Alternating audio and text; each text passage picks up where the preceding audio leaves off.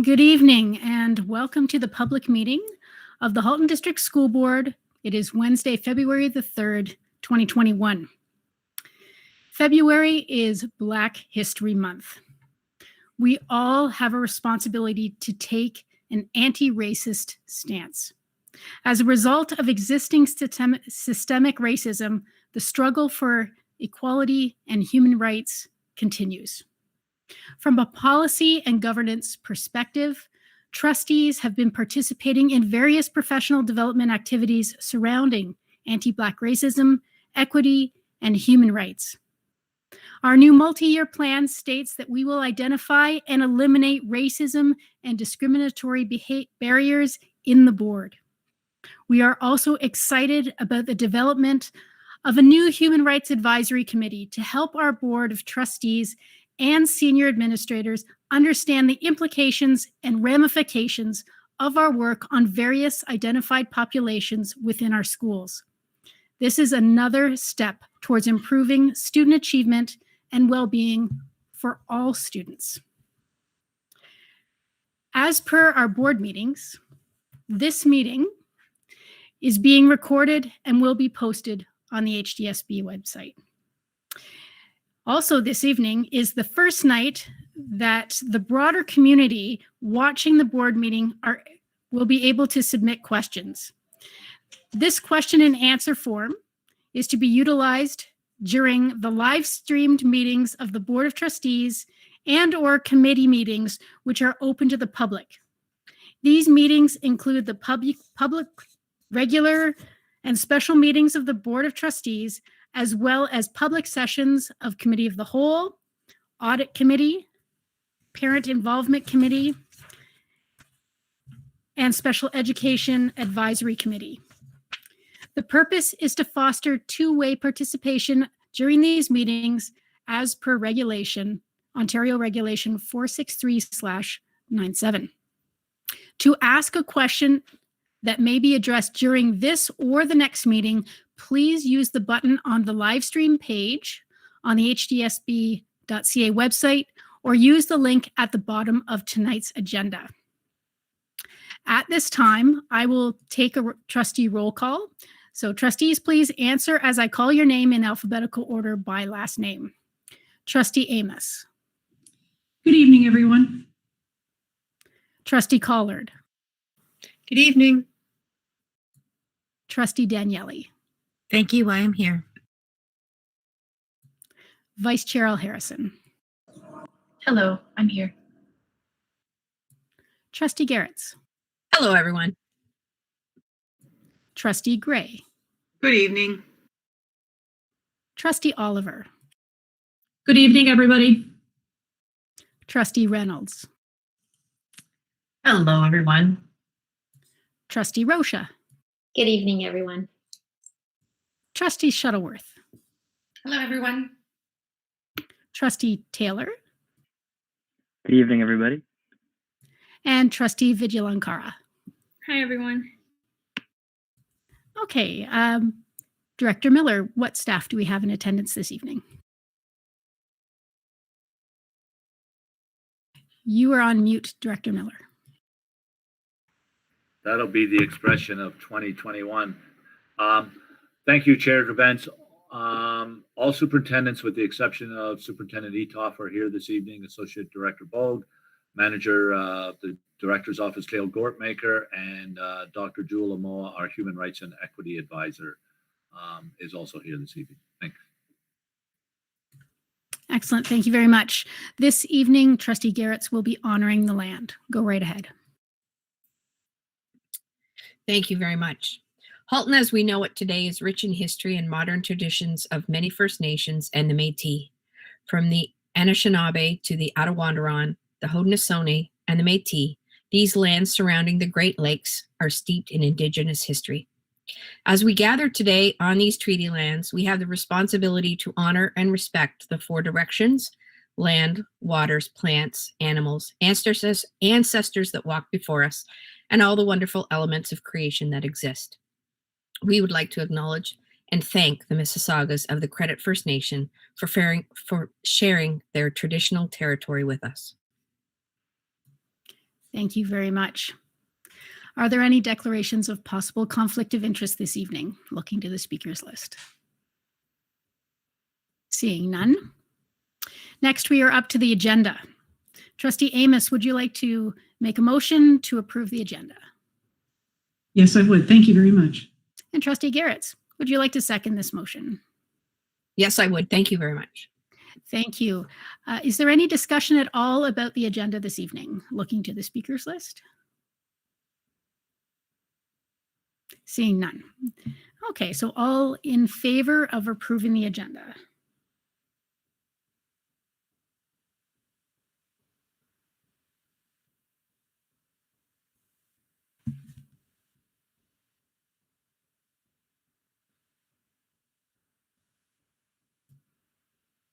And that carries unanimously. Thank you very much. Tonight, we are honored to be able to present the Halton District School Board Inspire Awards. Everyone in the Halton District School Board community can nominate or be nominated. Families, neighbors, related organizations, staff, students, and school volunteers. The Inspire Award is given to an individual or group that is formally or informally associated with the Halton District School Board who support our students and their achievements through exemplary caring, initiative, innovation, and creativity. Tonight we have a number of recipients to honor. Vice Chair Harrison is running the presentation that was created by Heather Francie in our communications department. Before each presentation, I will name the recipients and the name of the trustee presenting. So the first Inspire Award of the evening will be presented by Trustee Oliver, and the recipient is Sharon Lozon. Good evening. I'm pleased to present the Inspire Award to Sharon Lozon for her role as Program Leader, Guidance in Guidance, Cooperative Education, Library, and ESL at Garthwaite Secondary School. Sharon is now the Vice Principal at M.M. Robinson High School. And this is what has been shared about Ms. Lozon. Sharon takes the time to understand the students she works with, to determine what they need to be supported and successful, and how to encourage them to strive to their full potential. Parents speak to Sharon's friendly smile, professionalism, and how she goes above and beyond to ensure students know that they are valued, cared for, and supported. Under her guidance, students develop confidence and a better understanding of themselves. Sharon is an inspiration to the students she works with, as well as their families. Congratulations, Sharon. Congratulations. Next, we have two people, Rebecca Cabral and Jenny Kokorsky, and I will be presenting, letting you know about these lovely people as I'm the trustee for Florence Mears. Rebecca Cabral, teacher, and Jenny Kokorsky, dedicated early childhood educator, are currently working in the virtual elementary school West. Prior to teaching virtually, Rebecca and Jenny were part of a 5-classroom kindergarten team at Florence Mears Public School. Rebecca and Jenny both demonstrated open-mindedness and flexibility when they needed to transition to a virtual learning environment. They quickly learned how to best deliver an effective online learning experience for their students. Rebecca and Jenny's classes are filled with constant smiles and laughter. To help share their virtual learning best practices, Rebecca and Jenny created an online session for their colleagues. Their professionalism and high standard of care is admired by peers and families. The way Rebecca and Jenny have risen to the challenges this year has brought with the drive to learn new skills and ways of doing things is inspiring. Congratulations to both of you. The next award is to Andrew Phillips, and this award will be presented by Trustee Rocha. Thank you. Andrew Phillips is a teacher at Maple Grove Public School. After teaching music in the HDSB for more than a decade, Andrew pivoted into a new role this year as a grade 4 homeroom teacher. While navigating through unique challenges this year, Andrew has remained dedicated to delivering a high standard of education to students while incorporating new pedagogical approaches into lessons. Always striving to support all his students in their learning, Andrew continuously encourages different uses of assistive technology to help students be successful. To support student mental health and well-being, Andrew sets aside time for mindfulness activities and has scheduled sensory breaks for some students. Andrew is in constant communication with colleagues and the families of his students. He is always thinking and learning about how to improve his skills to provide a meaningful learning experience for students. Andrew's work ethic is an inspiration to fellow staff members. Congratulations, Andrew, and thank you. And the next award goes to two people, Louise Smith and Susan Hutchinson. And this award is presented by Trustee Daniele. Thank you very much, Madam Chair. It is my pleasure to tell you about E.W. Foster's Susan Hutchinson and Louise Smith. E.W. Foster public school teacher Louise Smith and designated early childhood educator Susan Hutchinson have gained immense respect from the families of the students they support. Families have commended Louise's and Susan's ability to go above and beyond to help students navigate a new learning environment this year. Parents value their attentiveness to students' well-being, creativity, and independence, and how they help students build confidence. Louise and Susan collaborate, working seamlessly together with energy and encouragement to inspire their students to try new things. The respect they have for one another does not go unnoticed and makes for a positive and successful learning environment at E.W. Foster. It is this kind of support that has encouraged families, knowing Louise and Susan will do their best to adapt to whatever challenges or issues arise in the classroom. Praised as caring and collaborative educators, Louise and Susan lead by example through their commitment to student success. Congratulations, Susan and Louise, and thank you so much. And the final Inspire Award of the evening is going to Samina Rathor from the Halton Multicultural Council. Trustee Garretts will be presenting this award. Thank you, Madam Chair. I'm honored to present this Inspire Award to Samina Rathor. Samina is a youth settlement specialist who assists Milton schools in the Halton District School Board, working in conjunction with the Halton Multicultural Council and HDSB Welcome Center. Currently assisting families at Tigerjeet Singh Public School, Samina supports newcomers to Canada and helps establish a positive relationship between these families and their school. Samina helps new families adjust to their new environment and to navigate a new country. With the help of ESL teachers, Samina has been instrumental in establishing parent sessions with their school, the Halton Multicultural Council, and community partners to provide valuable information and resources to new families. The sessions are occurring at several Milton schools now, largely because of her efforts. Last year, Samina organized a spring food drive to support new families who were struggling as a result of the pandemic. Samina creates an important bridge between the families she supports and their school and the community, making families feel connected and supported. And we are greatly appreciating all of her efforts. Thank you so much, Samina.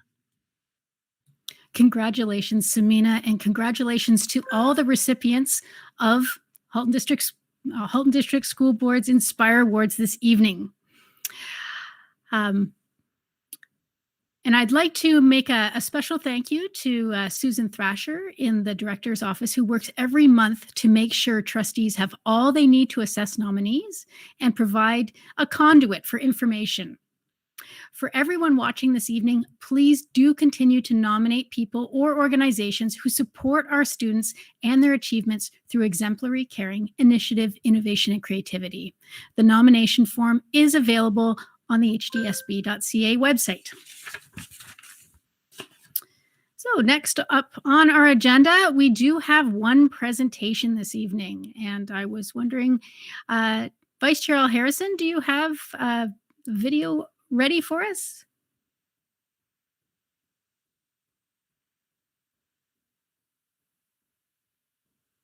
Vice Chair Harrison? I'm on it. Okay, well, why don't I make my statement first? So this is the multi-year plan launch. We have, over the past year, been working on a multi-year plan, and we kind of had a bit of a softer launch in the fall. We were it's kind of come to the board table a little bit at a time, but this evening it's sort of the big official launch. And the trustees of the Halton District School Board are very proud of the extensive and consultative process that was undertaken during the journey to create this multi-year plan. The resulting plan clearly outlines the focus of the next few years. It recognizes the key priority areas we heard from students, our staff, and the broader Halton community. It also recognizes that there is intersectionality that is inherent in the human condition and therefore should be present in our system. Thank you to all that contributed to this plan, and we look forward to its embodiment in and outside of the classroom throughout our system. So, Vice Chair Harrison, how you doing?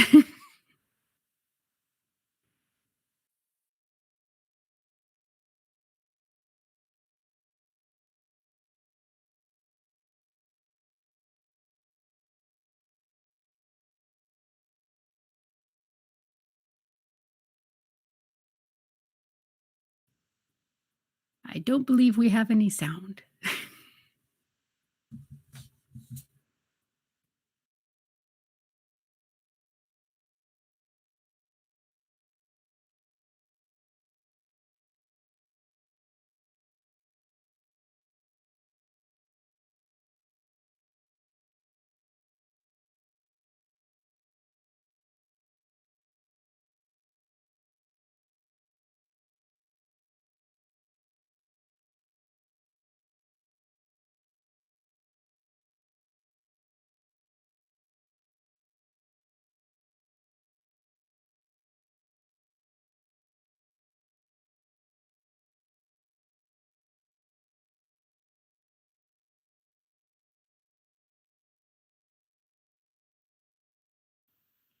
So thank you very much for that. I think that we had a bit of a sound technical difficulty there.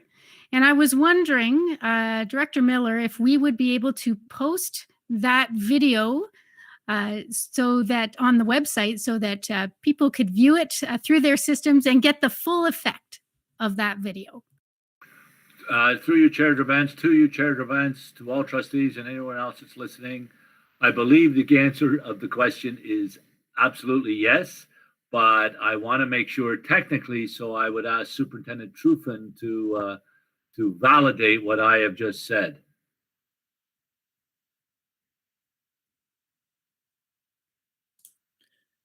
Yeah, that's fine, Superintendent Miller. It's just with the audio and the broadband, so yeah, it can be posted for sure.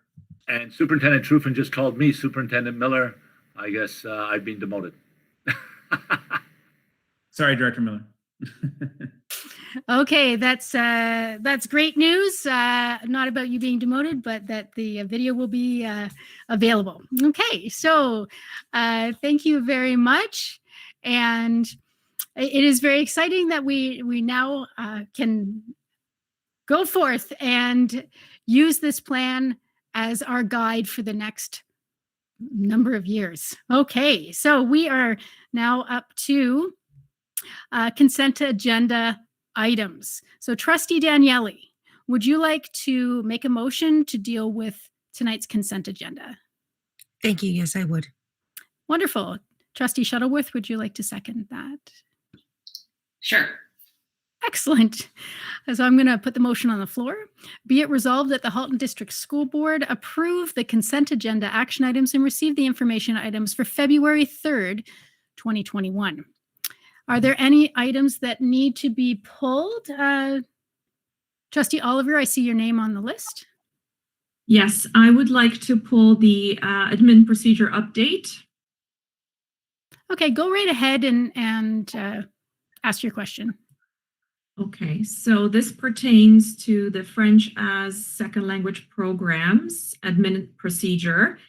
And I just have a wording suggestion. On page 2, the second last bullet states, as a French immersion elementary school, the school must have sufficient accommodation for projected growth in French immersion enrollment, safe bus loading areas, as well as a viable English programs for dual track schools. If we're talking about a French immersion program in an English school board, I would like to move the wording around and put emphasis on viable English programs for dual track schools first, and then follow through with the projected enrollment and busing. Thank you, Trustee Oliver. Through you, Chair Drabens, to Trustee Oliver, I would look to Manager Dortmaker and or Superintendent Salmini to either comment or just make that adjustment. Manager Dortmaker or Superintendent Salmini? Director Miller, at the advice and direction of Superintendent Salmini, we can make whatever changes are required before it is posted. And I can add to that, that is correct. Can we can take that back and make changes? Okay, excellent. There are no more speakers on the speakers list. So there are no other items that seem to need to be pulled. So if all the trustees could please go to their voting app. All those in favor.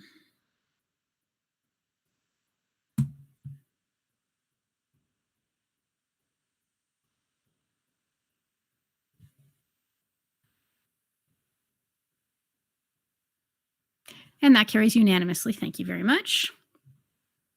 Okay, we are up to ratification action items. 4.1, approval of business transacted in private session. Vice Chair Harrison, do we have any business from private session that requires ratification? Not this evening. Okay. Okay, so then we are moving on to 4.2, action items for February the 3rd. I would like to draw your attention to item 421, Trustee Professional Development Report. Report number 21021, submitted by Trustee Collard, Trustee Daniele, Trustee Gray, Trustee Rocha, Trustee Shuttleworth, who are all part of the Trustee Professional Development Planning Committee. Trustee Collard, would you like to move this item? Yes, please. Excellent. Trustee Gray, would you like to second? Yes, I will. Excellent. Thank you. I'll read the recommendation. Be it resolved that the Trustees Professional Development Planning Committee be authorized to finalize the plans for the Mohawk Institute Indian Residential School Tour and question and answer session to take place on February 25th, 2021 at a total cost of $300. Be it further resolved that this professional development opportunity be funded from the trustee prior term reserve account. Would someone from the committee like to speak to this? I think Trustee Gray should speak to this, as she was the one that did all the work. Thank you very much. Through the chair. Yes, a number of years ago, a few of our trustees in the Halton District School Board attended a Central West meeting in Brantford, Ontario, and after the meeting had the opportunity to tour the residential school, and were quite taken by the learnings. And we felt that this would be a very good exercise for all of our trustees to experience. Now, unfortunately, in-person tours through the building cannot take place at this time due to COVID, but also due to the fact that there has been some restoration work underway in the building. And so it is not accessible to the general public at this time. That being the case, we opted to take part in this virtual tour, and in speaking with the individuals at the Institute. It's a very, very popular tour right now, and we're so very fortunate to have been able to arrange this opportunity for our trustees. And so we do look forward to this. And certainly it's an extension of our learning and preparation under the multi-year plan. So thank you very much.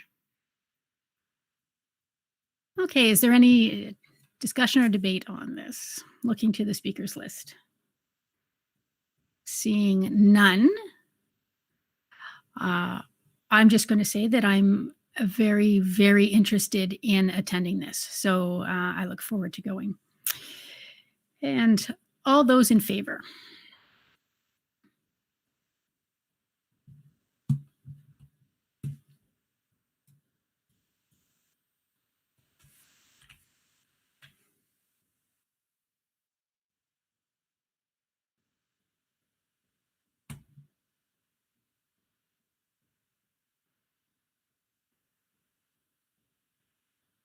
And that carries unanimously. Thank you very much.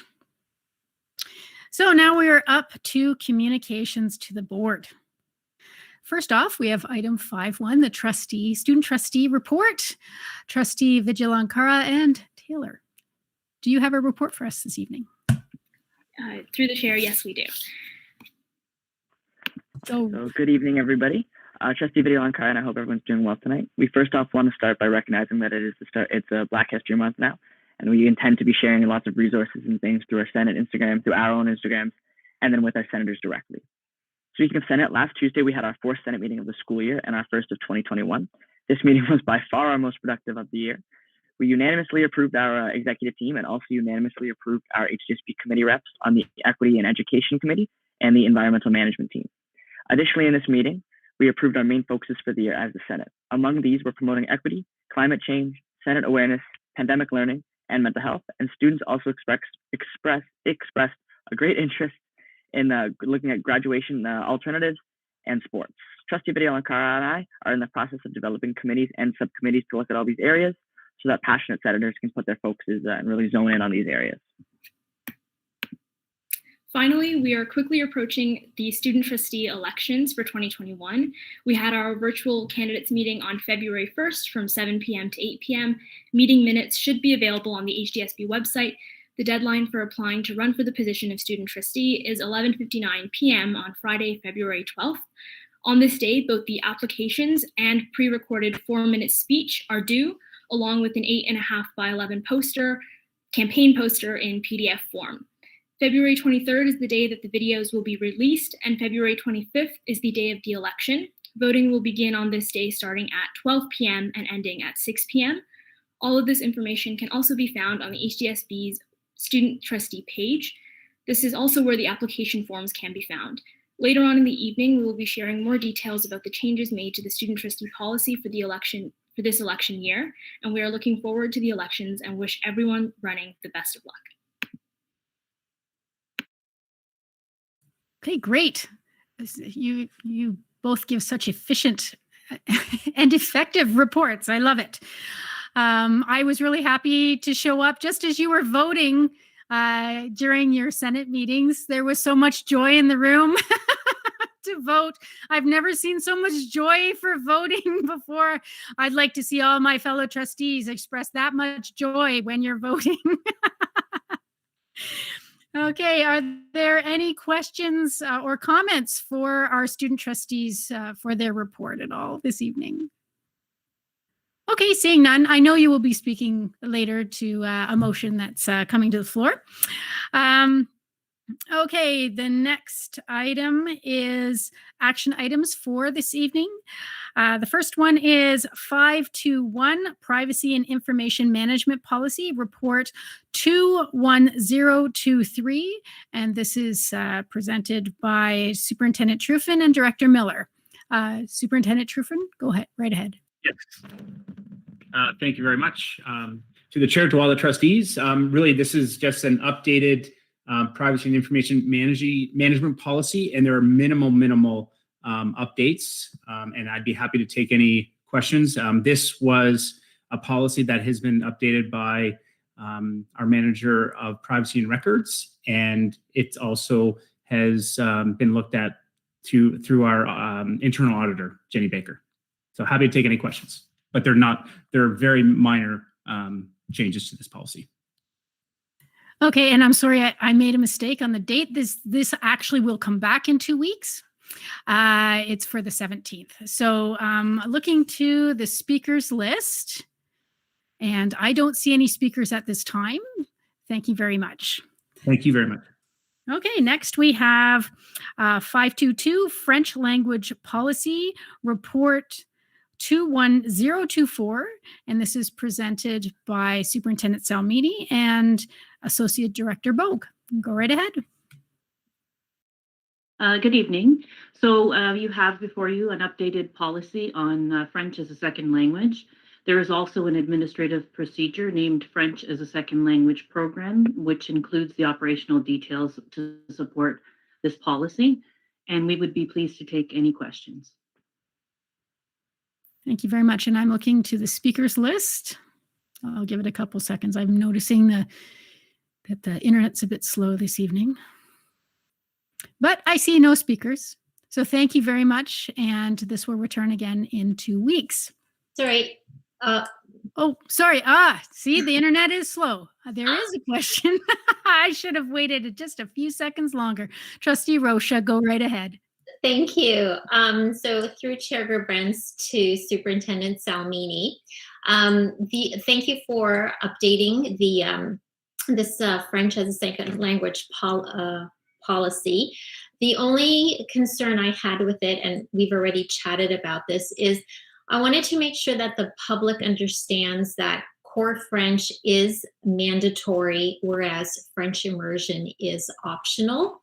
I know you've captured that in the admin procedure, and so my only request is to also capture the difference between the two in the policy as well. Thank you. Through the chair to Trustee Rocha, yes, we have it quite clear in the administrative procedure, but we can certainly add in the definition section of the policy the word mandatory in front of core French and optional in front of French immersion. Thank you so much. Okay, great. There are no other speakers on the speakers list. The last item is number 523, Student Trustee Policy, Report 21025, and this is presented by Student Trustees Taylor and Vigilankara and their trustee mentors, Trustee Oliver and Reynolds. Who would like to speak to this? We'll ask the student trustees to please speak to the report. Thank you. Thank you. Through the chair, the purpose of this motion is to implement a one-year amendment to the student trustee policy to provide students additional time to submit their applications and run for the position. In December 2020, the Ministry of Education sent a memo to all school boards to allow for extensions to the student trustee election process. The intent was to accommodate barriers to student engagement in the election process caused by the pandemic. This would be a temporary change affecting student trustee elections taking place during the 2020 and 2021 school year only. We felt that delaying the elections would not be necessary since we were not informed or aware of any barriers that would prevent interested students from applying for the role and other students from voting in the elections. After seeking approval from the Student Senate, we were able to confirm and proceed with the planned February student trustee elections for 2021. So some of the key details for this year's election. So January 26th was the Senate meeting where all of the following dates were approved. So January 28th was when the letter to principals calling for candidates was sent out. February 1st was our virtual candidates meeting, was held for all interested students, which is an information session. February 12th is the deadline for nomination forms, which includes the 4-minute speech and the 8.5 by 11 poster in PDF form. February 23rd is when the candidate speeches will be made available by video link. And February 25th is the student trustee election day, and online voting will be held from 12 to 6 p.m.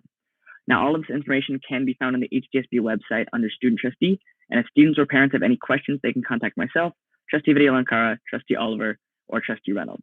Thank you very much, and we're pleased to take any questions. And we have a couple of trustees on the speakers list right now. Vice Chair Harrison, you're first. Thank you, Madam Chair. My question was actually for the previous item. I'm in support of this change, and I wonder whether we need to deal with it more urgently. Vice Chair Harrison, are you making a motion to suspend the rules? I sure can do that unless somebody else was planning to, but yes, I'd be happy to. Can I just raise a point of order? Yes. I don't believe we actually need to change the policy. What we need to do is allow for a difference in this year. So the way that the motion is written is to amend the policy. I think what we actually want to do is hold the policy in abeyance for this year regarding the timelines, because we're not actually going to change the policy for a 2-week period and then change it back. Trustee Collard, I should always come to you when we have questions about policy and procedure at a governance level. I do support it. You do support it, and then that's good. I do support it, but I would like us to change the wording so that we're not actually saying that we're amending the policy, because that's not what we're doing. We're holding it in abeyance. We're holding it. So are you suggesting a substitute motion? Just a changing of the wording. I as a friendly amendment. I don't need to make a new motion, I don't think. Okay. So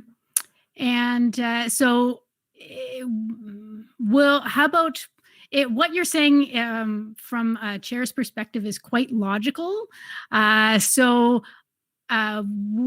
don't know if trustees could turn on their cameras for a second and just give me a thumbs up if you're okay with making this an abeyance for that. Okay.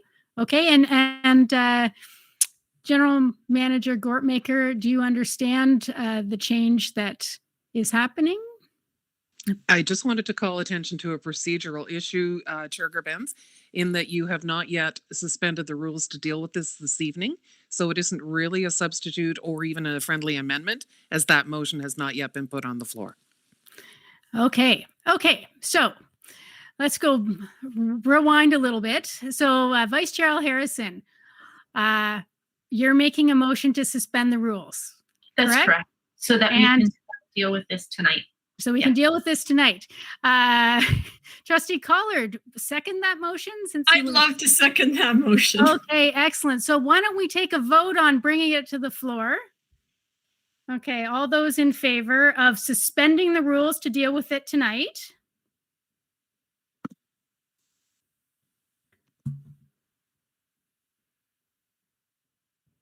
Okay, excellent. That carries unanimously. Now the motion that will come to the floor is the one that Trustee Collard mentioned. As long as I just want to check in with the student trustees to understand what's just happened there. That we don't really have to change the actual policy, but we do have to vote to make sure that this is in abeyance. Is this okay with your intent? You're both nodding. Okay, excellent. So we shall go forward with what we have with the new motion. And Manager Gortmaker, you're okay with what was mentioned to be the motion? I am, thank you. Okay, excellent. So now we are going to continue with the speakers list because there are people on the speakers list. We need to have a mover and a seconder, and I'm assuming that the trustee mentors would like to do that. Yes. I actually thought about that. So Trustee Reynolds, would you like to make that motion on behalf of the student trustees to bring that motion to the table? Yes, please. Thank you. Excellent. Trustee Oliver, would you like to second that? Yes, I second it. Okay. I think we've got all the procedural stuff in place now. Now I'm going back to the speakers list, and we're up to Trustee Shuttleworth. And my question has been asked and answered, so I am good. Thank you. Thank you. Trustee Rocha. My issue has been addressed. Thank you. Excellent. and Trustee Reynolds. Sorry, I meant to take my name off. Thank you. Oh, okay. Wonderful. Well, that was efficient. And so now it's time to vote. So all those in favor of putting in an abeyance so that the student trustees can follow the schedule that they carefully outlined for us.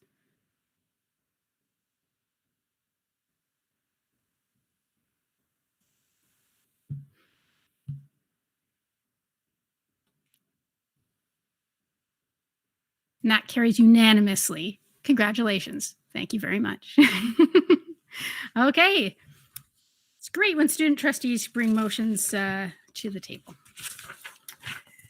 Okay, so now we are up to information items for this evening. We are up to 531, 2021 Budget Development Schedule, Report 21022. Superintendent Nagoy, go right ahead. Thank you through you, Chair Grabens, to all trustees. This report marks the official start of next year's budget planning.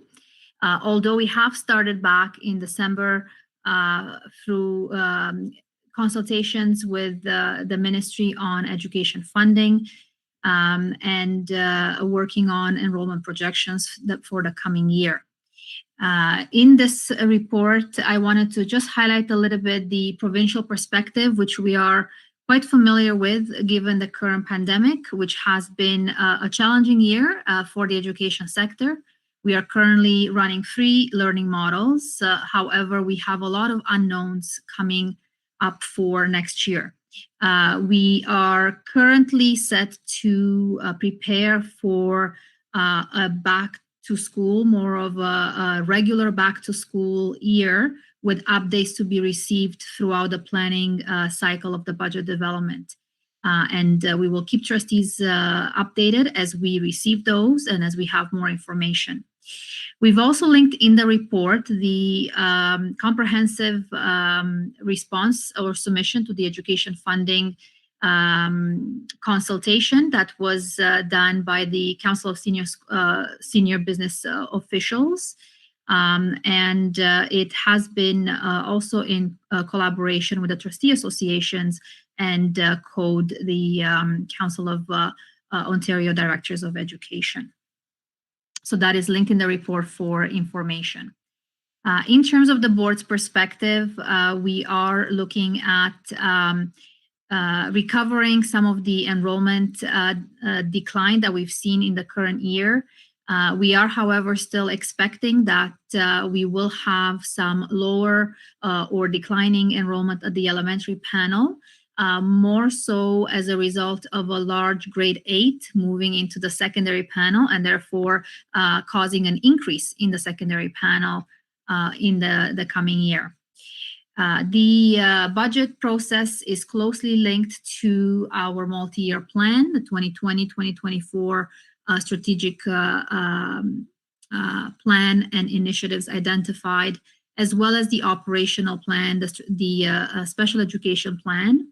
And we are considering our corporate risk profile and the impact of any risks to the achievement of objectives as we are working through allocating the resources for next year. We have included as well the budget schedule to this report, which provides a timeline for when reports and presentations will be provided to the board. We have a presentation scheduled for the Committee of the Whole next week on February the 10th. We are planning to launch the budget survey to seek feedback into the process on February the 12th. And that will be open for about 3 weeks. And once we disseminate those results, we'll bring it back to the board at the beginning of April to present the results of the feedback. And from there, we'll have another presentation later on in April and May on the draft budget with the approval scheduled for June. That, of course, will be is planned, and it's also dependent on the release of the grants for student needs, which is the ministry's release for the projections and the revenues for the school boards. Typically, that is received at the end of March, beginning of April. In the last couple of years, that had been delayed. Especially last year, we have not received this until June. So, of course, if that will occur this year, we will adjust these timelines, and they will be posted on our website and updated as appropriate. Thank you. I will happy to take any questions. Okay, thank you very much. We do have at least one speaker so far on the speakers list, and that's Vice Chair Al Harrison. Hello, thank you. Through you, Madam Chair, I have two questions. One of them is with respect to the census data that's utilized to feed into all of the various formulae that help to determine the allocation for HDSB and other boards across the province. And my understanding is that some of the data is still drawn from a 2006 census, whereas there are more current informations available that in fact would probably be of benefit to the board if they were reflected. So I just wonder if you've heard anything about the movement towards using newer data. Thank you for Chair Grabens. To Vice Chair Al Harrison. The Grants for Student Needs, which contains a number of allocations, has in the background, in part, census data that trigger the actual calculation of grants. In particular, the ones that are larger for our board are the special education allocation as well as the learning opportunities grant. They are based on a number of factors. Some do date back to 2006, which was I believe the last mandated full census. There was another long version, but not as much or as many responses have been received. And as a result, only piece of the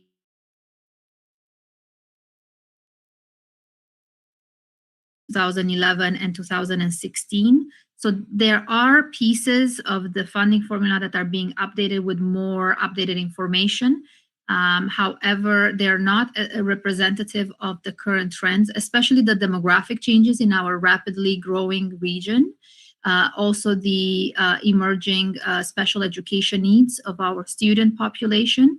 As a result, we would certainly benefit of another full mandated census with more current data, which will drive those allocations and would probably result in an increase as a result of the needs that we do see in our school communities as we work through with our students, but is not necessarily showing in the data from 2006. But to do that, it is, in conjunction with the federal government, and I believe they are looking at a long census to come up in the future, not too far into the future, and hopefully we will get more updated allocations based on that data. Okay, Vice Chair Al Harrison, a follow-up? Yeah. Thank you. Just on that topic, I was just reading that the next one may take place in May 2021. So that would be good. My second question is with respect to, and you may direct Chair Grabens that this question goes later, but it's related to the February 1st minister announcement, which included the statement that as an additional measure of flexibility, school boards will be allowed to access up to 15% of uncommitted proceeds of disposition regular for COVID-19 related expenses if there is an in-year deficit and so on. This is being positioned by the ministry as a relief measure available for this school year. To me, it doesn't really seem like a great idea, given the purpose of proceeds of disposition. But I guess I'm wondering whether this is something that our board will have to consider by necessity, and what your thoughts are on that particular method of funding COVID-related needs. Thank you for that question through Chair Grabens to Vice Chair Harrison. The release or the news release on February 1st did mention that we are going to have the ability, if we so choose, to have 15% use of uncommitted POD or proceeds of disposition towards reducing the deficit in year. However, I would not recommend for our board. So there's two, I guess the answer is two-pronged. One, we have a very small balance of uncommitted proceeds of disposition at this time, because a lot of our proceeds of disposition have been allocated to complement the cost benchmark for new school construction, as well as to complement the school renewal in our in various schools. So I would not recommend that we would consider using proceeds of disposition for an operating pressure, in particular, since the board has been, for the long term, very financially diligent in decision making and has a strong financial position and a surplus, accumulated surplus. So we have a deficit budget. The revised budget is almost 13.3 million deficit, which was the projection back in December. In absence of additional funds being released, we now know that federal funding has been released, so that might impact that deficit position for the end of the year. But I would not have, even if we did have, let's say we had $20 million uncommitted in proceeds of disposition, I would not have recommended that we use 15% of that towards an operating pressure, knowing that we are a growth board and we have aging schools and we do have a strong accumulated surplus position as a board. Thank you. Good to hear. Okay, Trustee Gray. Thank you. Through the chair to Superintendent Ngoy. Attached to this report is the Ministry of Education guide, where it listed, it was a consultation guide where it listed as much as 8 different factors that were being focused on by our government. Everything from concepts from COVID-19 outbreak response to, interestingly enough, reducing administrative burden and red tape. Curious to me in that section of the report was that the concept of the timing of the release of the GSN was not mentioned as a key factor in the board's ability to respond efficiently and effectively with enough time to put good plans in place for all boards of education. At a recent conference, the Public Education Symposium, trustees learned that there was a commitment, or at least a committed statement by the minister that the GSN would come out on time this year. Have you heard any assurances to that effect? Chair Grabens, Trustee Gray. I wouldn't say assurances. The ministry staff have been working diligently so that they can be ready for a release the end of March, beginning of April. So they are hopeful, I would say, at this point, that they and they're looking at a regular release time for the GSN. So we're really hopeful that we'll see something by the beginning of April, which will, although it is past our staffing decisions that we have to make, which are usually in March, it still gives us some time to develop the draft budget, to have the discussions with the trustees, to consider in a meaningful way the input that we received from the budget survey and how we can, we have to see what the impact to our revenue is before we can consider the feedback that we receive, as well as the priorities for next year. So hopefully, it's hopeful, but not the guarantee, I would say. Follow up. Just as you have expressed, Superintendent Ngoy, it always seems to me that it's the cart before the horse, in that we have to do so much pre-advanced planning on the thought of what we might get in the GSN download. So I don't know if this whole positioning could ever be changed in our government, and that is that the GSN would be downloaded at an earlier stage, as you have mentioned tonight. In fact, prior to us having to staff our system, wouldn't that be a wonderful thing? I just wonder, I was heartened to see in this report, the consultation report, the whole notion of reducing administrative burden and red tape. And I just hope that enough of the boards of education around the province are driving it home to the government that would sure help if we had a different timing for that GSN release. Thank you. Okay, thank you very much. The next speaker is Trustee Reynolds. Thank you. Through the chair, I'd just like to piggyback on what Vice Chair Harrison had brought up with respect to the census data, the outdated census data, and perhaps its impact on our funding formula. You know, every year when we get to this stage, we reflect back for a number of years on how Halton schools or Halton boards have been the lowest funded across Ontario. And I wonder what, how much using this outdated census data is impacting our placement in our funding, our per student funding. And I'm concerned that when we look at boards that are, similar demographics or similar geography, and they are funded more per student than us, I struggle with how we can advocate to the ministry to reflect more updated data, as well as, are there any other sort of factors that you've come across that are, I want to say, impacting our placement amongst other boards? Thank you. Through you, Chair Gerbens, to Trustee Reynolds.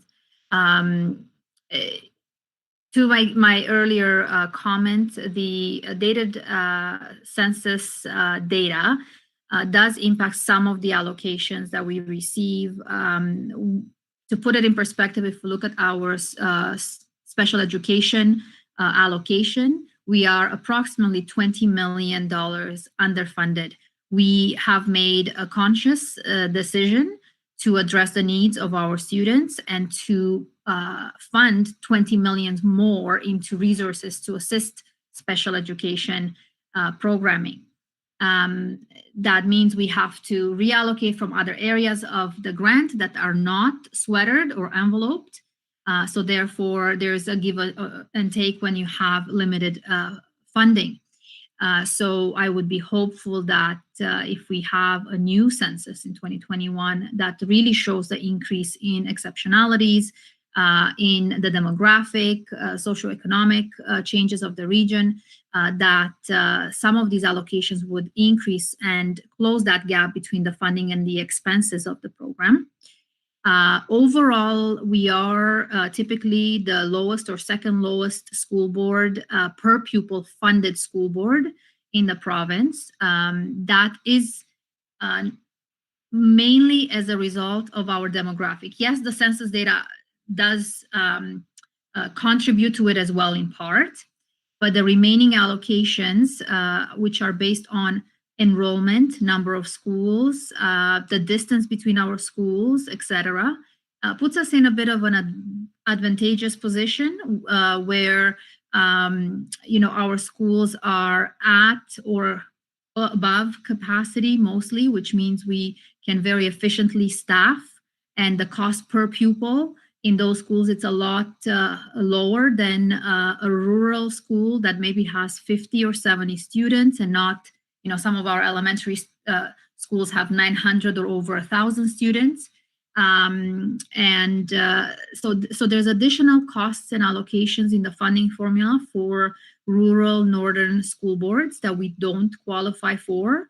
That certainly drives up the per pupil funding, but their cost is higher as well, which we do not incur that cost. Our transportation is very efficient. We can do triple runs on the same bus, whereas for them, it's one bus that is a third full, and it's only one run that they could do with that, for example. So yes, we are funded, one of the lowest funded boards, but also don't incur all the expenses that come with some of those allocations that we don't qualify for. Having said that, the census data hopefully would increase some of the other allocation, and we may not be quite at the bottom of the pile. Follow-up, please. Go ahead. So just to clarify, the census data could, change our standing. Are there any other factors or determinants that you have noted that are contributing to where we stand relative to boards across, not against the northern school boards, but across school boards that are within this geographic GTA area? Because we are a growing board. We have boards beside us that are very similar in number. What other, outside of census data, is there anything else that you've come across that sort of is a factor in contributing to where we stand relative to those boards? There's a couple other main reasons where we could look at, and it's the makeup of our population. One is the language grant, which is based on the eligible immigrants into the region who would qualify for ESL classes based on those 4 years of entry into the country. Certainly, school boards in Toronto and Peel have more of a propensity for those immigrants, and therefore that language grant is proportionally higher than would be in Halton. And the second would be the social economic status. Again, it gets back to the census, and it gets back to the accuracy of the census or what has been reported, but it is looking at the socioeconomic factors of families that live in that area, single parent households, income, etc. So therefore, the makeup that came up, or at least in the last census for Halton, drove down that grant where it's a more for student at risk or in risk that require additional supports than what some of the other urban areas might have. The data may have shown for other areas in the GTHA. Okay, thank you very much. Trustee Oliver, you're up next. Thanks. Yeah, through you, Chair. I just wanted to point out, because I too have a concern about the use of Census 2006. I wanted to point out that in 2016, there was a mandatory census conducted, and in fact, it had a response rate of 98.4%. The 2006 census was used for a period of time because in 2011, the government had opted to conduct a voluntary survey, which did not generate a valid and true representation of the Canadian population and was missing a lot of indicators. So everybody chose to use 2006. However, given that 2016 was conducted and that data has been available for the last couple years at least, we should be asking why 2016 is not being used. For Halton, that's a significant impact. It may not be for other regions, but it is in Halton because of the tremendous growth that we have experienced in Milton and Oakville. So I'm just putting it out there. In May 2021, another census will take place. but it will take some time for that data to become available. And we do have 2016, so I don't understand why that was not used. And I wonder if we need to advocate for that. Through the Chair Gerbens to Trustee Oliver. My understanding is that the results or the completeness of the questions, because it wasn't mandated, not all the questions were filled by all the respondents. They felt, the ministry felt that it wasn't quite as complete as the 2006 data. So they've used pieces of it through the funding formula. Now, I haven't been involved directly with the census or reviewed it myself. We have been advocating for this every year to continue to update. We're hopeful that the 2021 census, if it is going ahead with the planned schedule, I did hear 21 or 22 at the latest, that will make a difference and be updated through the grants. The other challenge, I would say, is that if that gets updated, and it certainly will show an increase in needs at certain areas. If the funding remains status quo, it's just a redistribution of the same money. And in that case, we may not be really receiving a lot more money. We may be receiving some additional money. Some boards may be losing some money because proportionally to other regions, depending on where they stack up. So the concern and what we've been working on with the ministry is to have proper funding for areas like special education that also takes into account the exponential growth in exceptionalities and how we address them in the programming required to support those students, compared to 10, 15 years ago when the formulas started to be developed. So it's not just a matter of reallocating the same pot of money to the sector, but also increasing that pot of money to really truly reflect the data or the updated data. Okay. Thank you very much. And there are no more speakers on the speakers list. So we are going to move to the next information item for this evening, which is 532, COVID-19 schools update. Director Miller, go right ahead. Thank you, Chair Gerbens. I'm going to turn it straight over to Superintendent Ruddock. This will be her last COVID-19, well, not her last COVID-19 update, because I'm sure she will have some as the Superintendent of Special Student Services, but it'll be the last time she shepherds the rest of the superintendents through this process, which is not an easy task, I can assure you. So, Superintendent Ruddock. Thank you. Good evening. Through the chair to trustees. Given it is my last COVID update, I thought I'd make it a big one. Of course, you have likely all heard at this point that the Ministry of Education has announced that we are reopening on Monday, February 8th. A message to all families and staff will go out this evening, highlighting some key messages, including, of course, the reopening date, some refresher reminders around the infection prevention and control measures, some new measures around masking outdoors when physical distancing cannot be maintained, and the importance of screening each morning and staying home when ill. With regards to active screening, there is a new requirement that schools are now required to have an active screening process to verify that all staff, visitors, and secondary school students have passed the screening tool each day before they attend school. And this process was first phased in with staff and secondary students who are currently learning in person on February 1st, this past Monday. And the next phase will be implemented when all of our secondary students return to school on Monday, the 8th.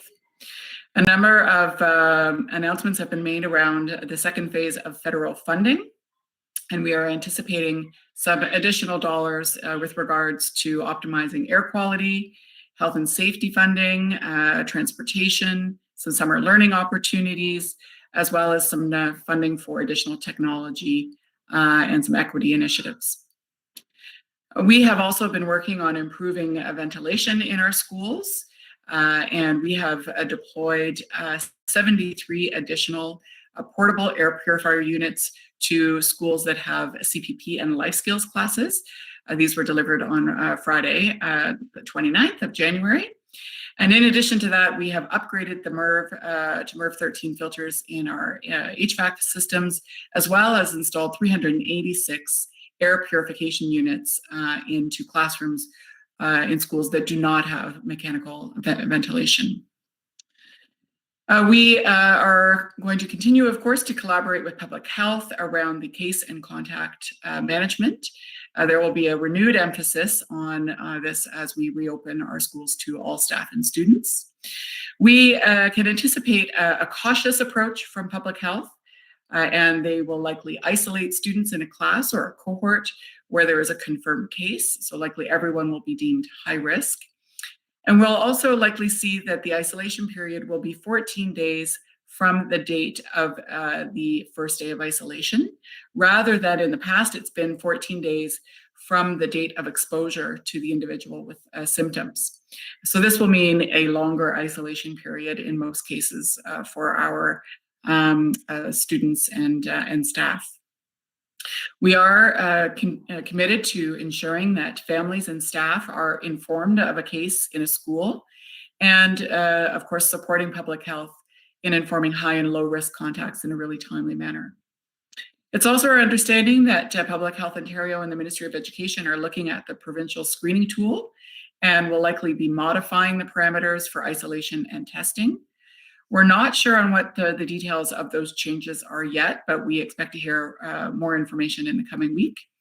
But we again call on the support of our families to also take a cautious approach at home and keep their child home, even when there's only one symptom that presents.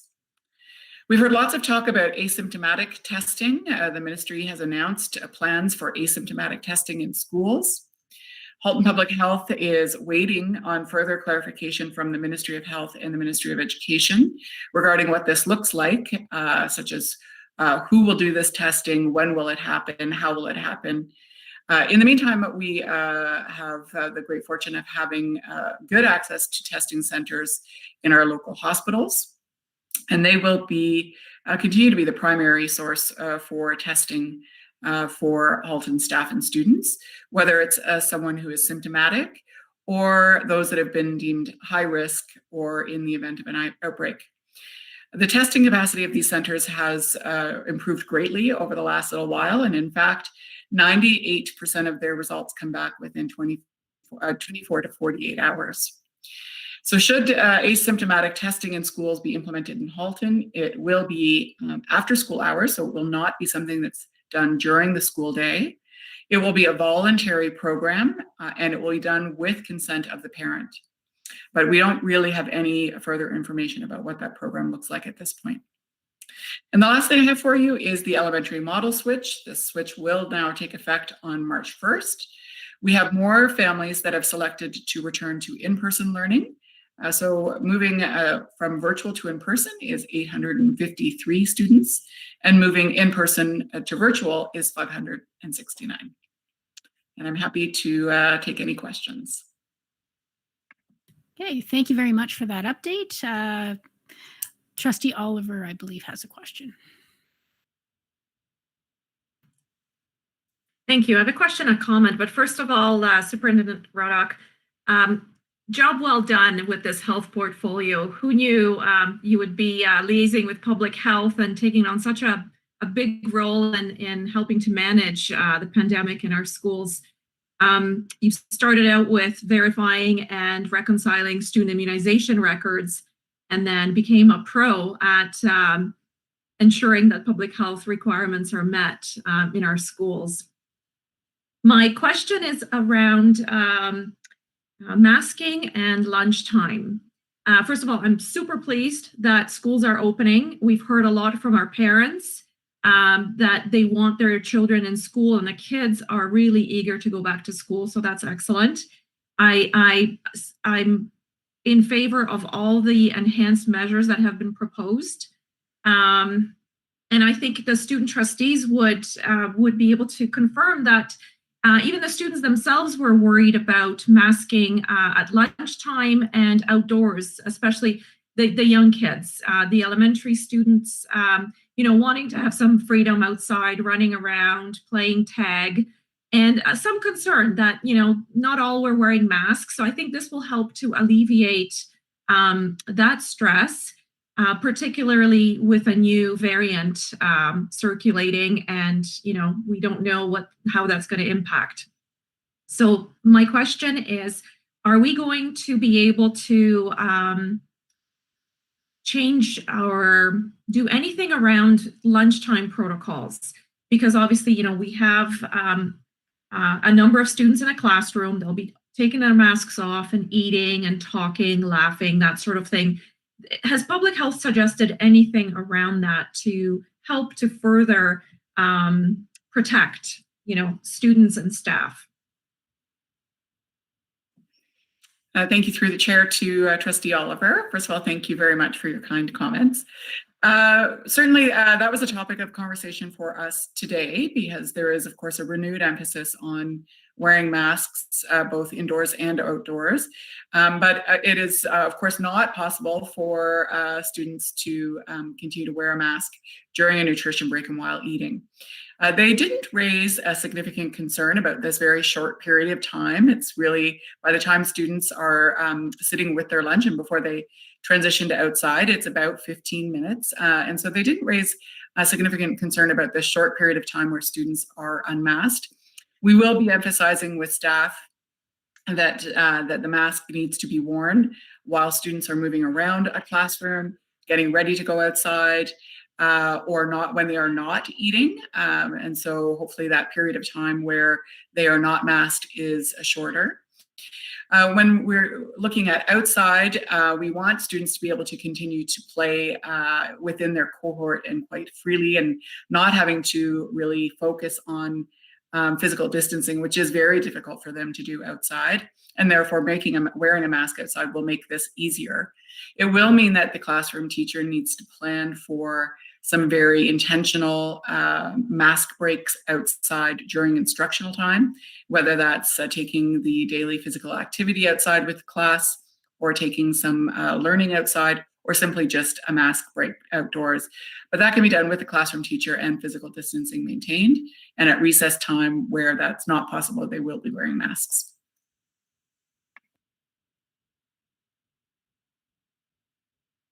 Okay, thank you. Did you have a follow-up at all? No. Okay. Trustee Shuttleworth. Thank you. Through you, Chair, to Superintendent Ruddock. Okay, so you spoke about the numbers of transitions between online and in person, and there is more students coming to in person versus online. Now, in the minister's discussion today, he was talking about how class sizes have been reduced. So I'm just wondering if you know what our numbers are, with particularly the fact that we have more kids coming into the classroom than we do going online. Thank you through the chair to Trustee Shuttleworth. I see Superintendent Blackwell and Taha have both popped on, and I'll turn that question over to one of them. Thank you. Thank you through the chair to Trustee Shuttleworth. We are just getting the numbers in, and the numbers that came in through the survey, and we thank families for completing it in a timely fashion. They are provided to our HR department. Our HR department will take those numbers and they'll look at the class sizes. They will bring that to our administrative council, I believe, on Monday, and we will be looking at class sizes to see where classes would be added, or where classes may be collapsed if there's no need for a class. So we will continue to work towards balancing the classes and keeping our class sizes low. And I think we've done a very good job of that across the board. I don't know if you want to add anything, Superintendent Taha? Yeah, just quickly. And, not unlike the past board meetings, we'll bring you a complete picture of what these class sizes look like in the next board meeting. But, the orgs are being developed this week, and we'll see what they look like in the next couple of weeks. Okay, thank you. I'll wait to see. Okay, there are no other speakers on the speakers list, so I have a couple of questions myself. First is, this is actually for the secondary students, and it actually has to do with courses that are available, because we understand as they've been going through these quadmesters, as they're heading into sort of their the third and the fourth quadmester, the courses that they chose may not be available anymore as they've been switching back and forth. What are we doing to make sure that students are getting the courses that they need to graduate, and especially in those SHISM and other programs that have specialized requirements? Thank you. Through the chair to the chair, I will respond. You are quite right that as our quads progress through the year, we've moved from 8 to 6 to 4, and next to 2 landing spots for students. So anytime we initiate a switch option model switch for the students, we have a hard time in matching the timetables. You could be at your home school and signed up for 2 courses that are not running at the virtual school in the next quad happening, or vice versa. In any cases where it's not been possible, our guidance staff have worked with students to let them know and to help them select other courses to meet pathway or post-secondary requirements. The only mandatory course for all 4 years of school is English.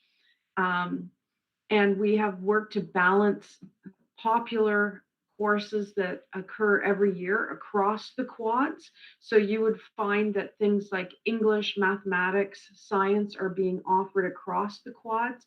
Where we find this an issue is specifically with the electives and students who are looking to take our social sciences, histories, geographies, and business programs and trying to match them. And this becomes progressively more difficult every time we have a model switch, trying to ensure that we can meet programming needs. And we actually changed our staffing process just this past quad change and allowed teachers to work between 2 different models and to try to ensure that we would have qualified staff in front of the students.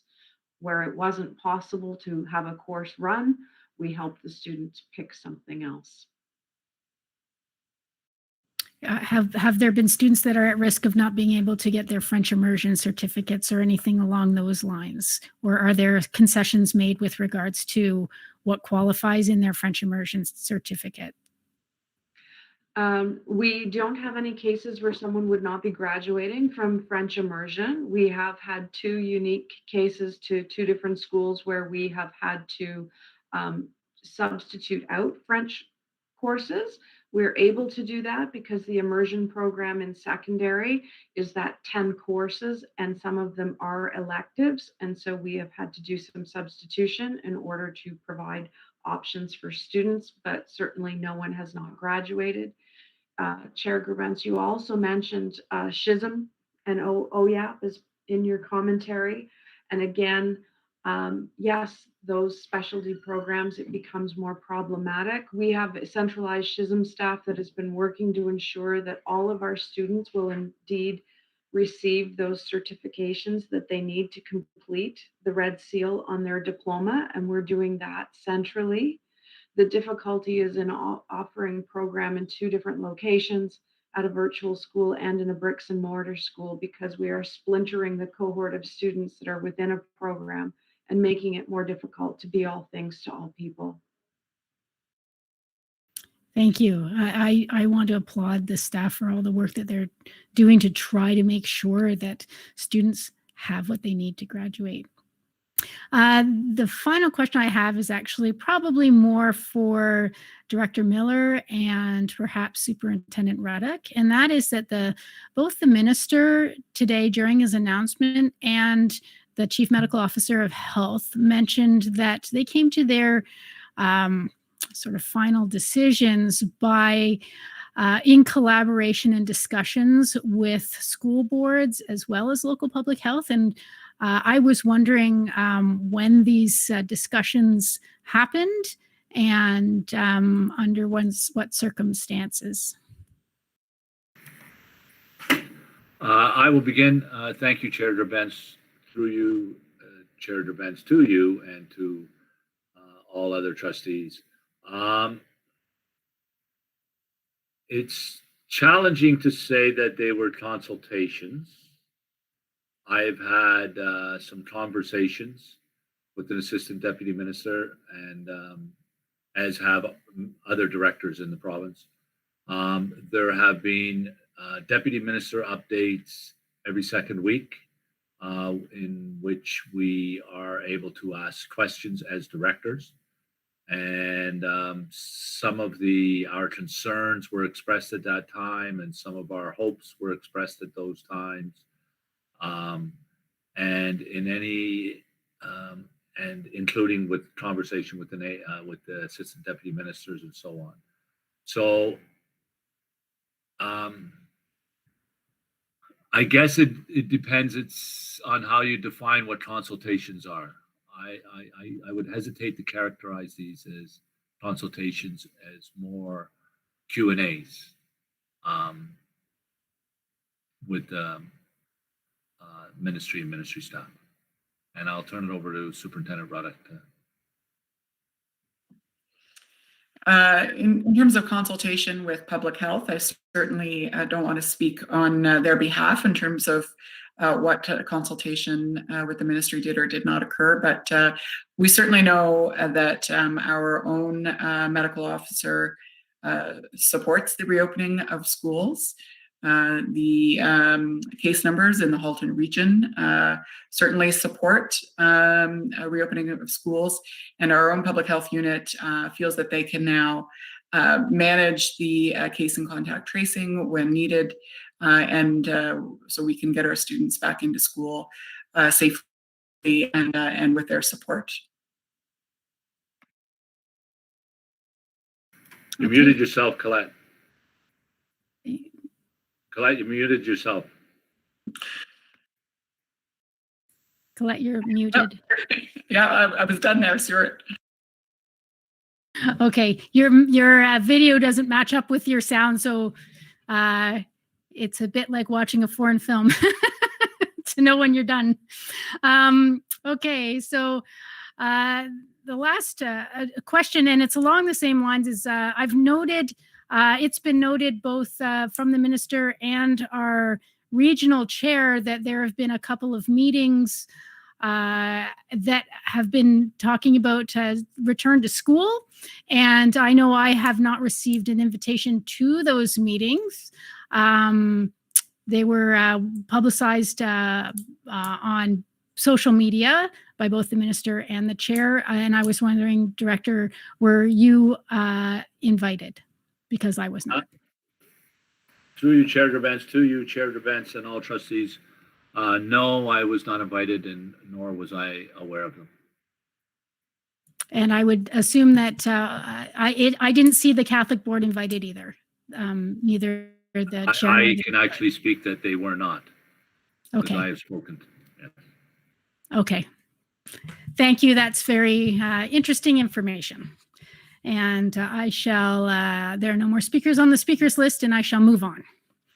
Okay, so we are up to notices of motion. Are there any notices of motion? I'm looking to the speakers list. Oh, I'm sorry, Director Miller. Do you have any other items on your director's report? I mean, no, actually, we're not up there yet. Sorry, it's still the COVID school update. So yeah, sorry. I see there's nothing else. I think that, Chair Gerbens, I think that is done, unless there were further questions to Superintendent Ruddock. Okay, no, there isn't. So I am right to go to the notices of motion, and I haven't seen anybody jump on the speakers list. So director's report is next. You're up. Go right ahead. Thank you, Chair Gerbens. And I'm going to have 3 helpers with this director's report on the first item. There are 2 items. As you noted in your opening remarks, Chair Gerbens, this is Black History Month.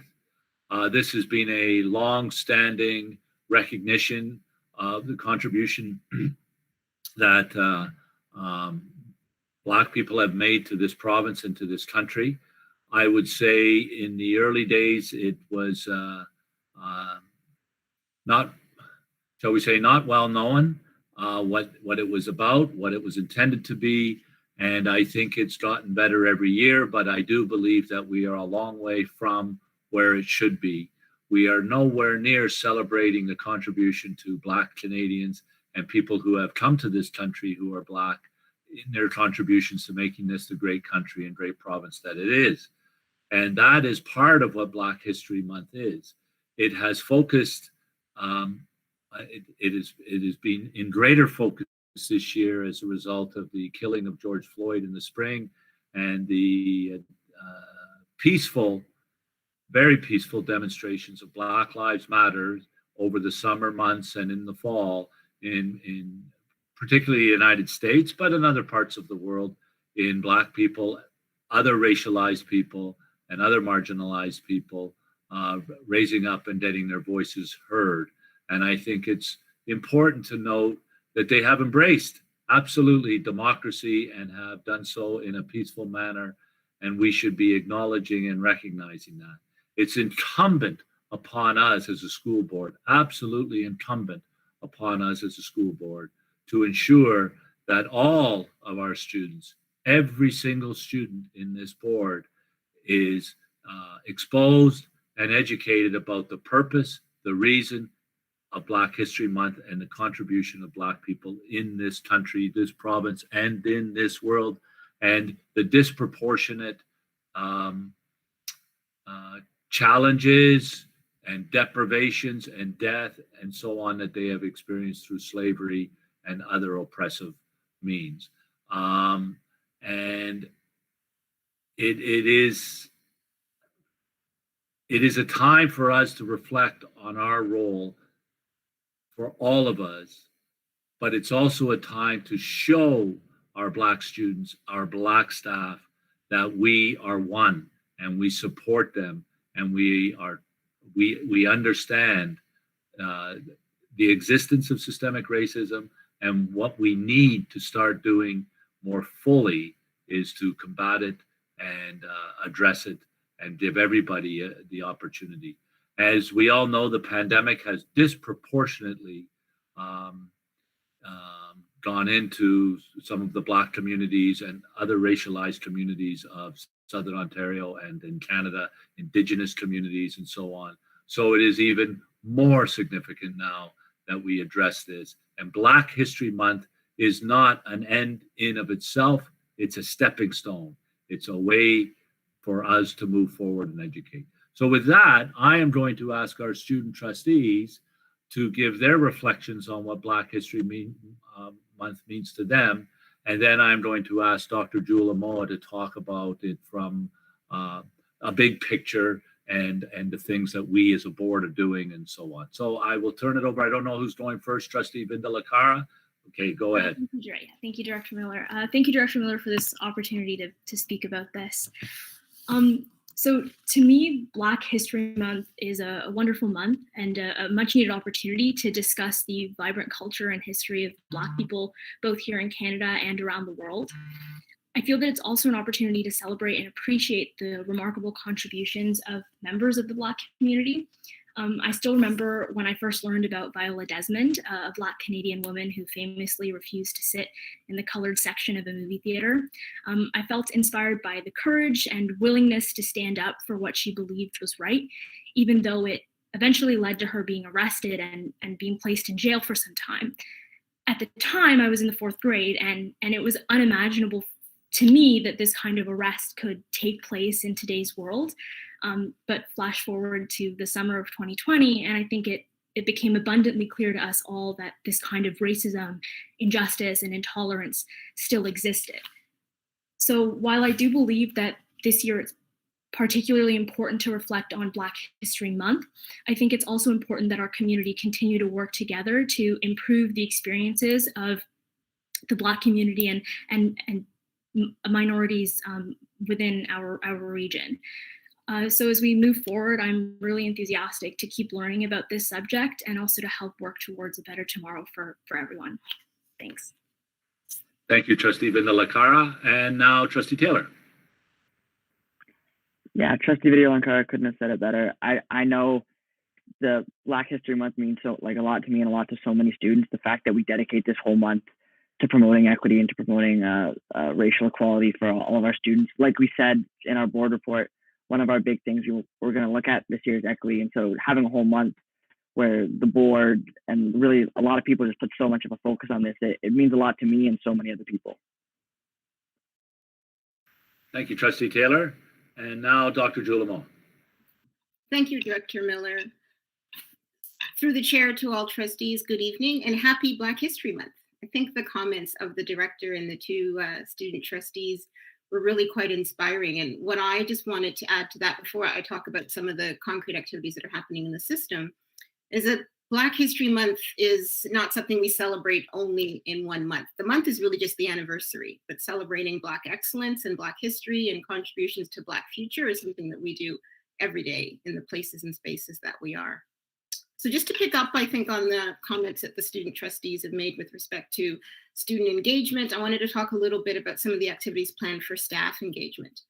So in keeping with the ministry's mandate to address systemic racism for this year, and in particular, anti-Black racism and anti-Indigenous racism, the Equity and Inclusive Education team continues to provide resources for staff meetings, resources for family of schools meetings, and also to hold equity drop-in sessions to help staff problem solve difficult conversations related to race and identity and culture, as well as raising critical consciousness and culturally relevant and responsive pedagogical practices and classroom resources.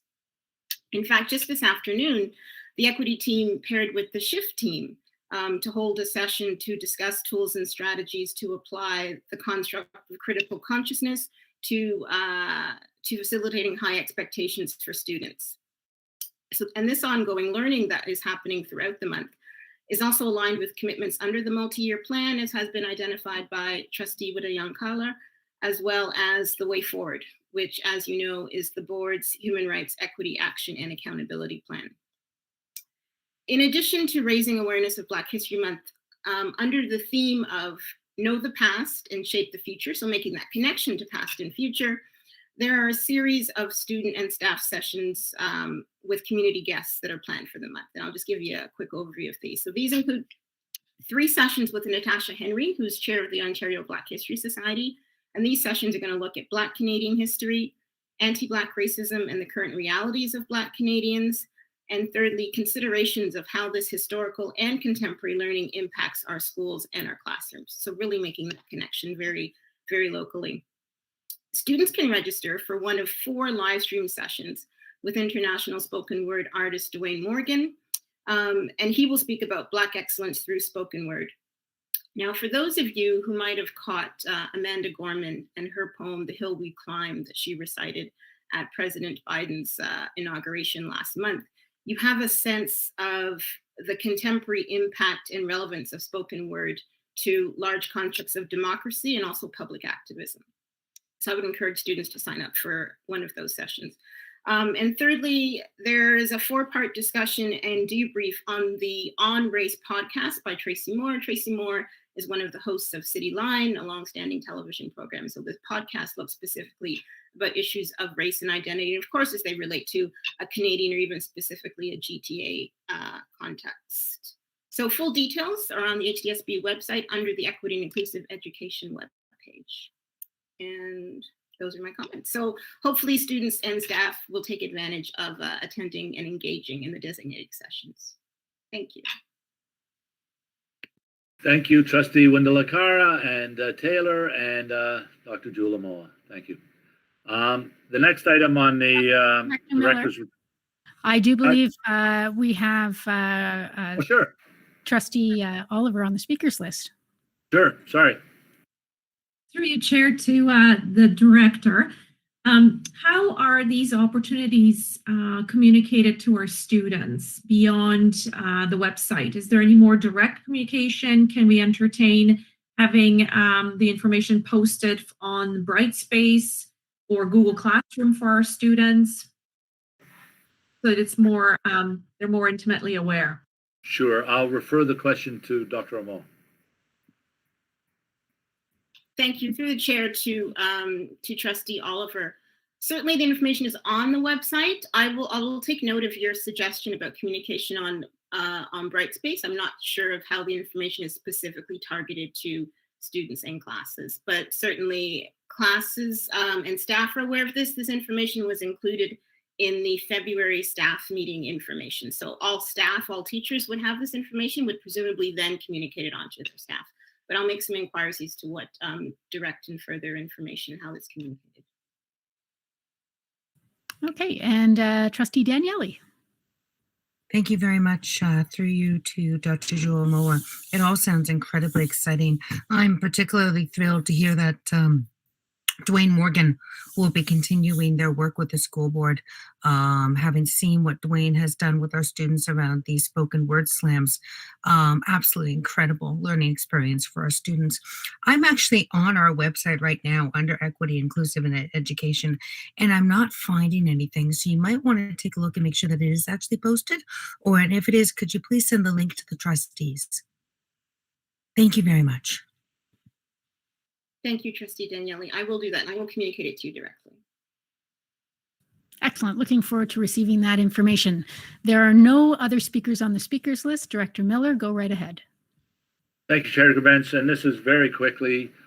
As of Monday, there are portfolio changes in the superintendents.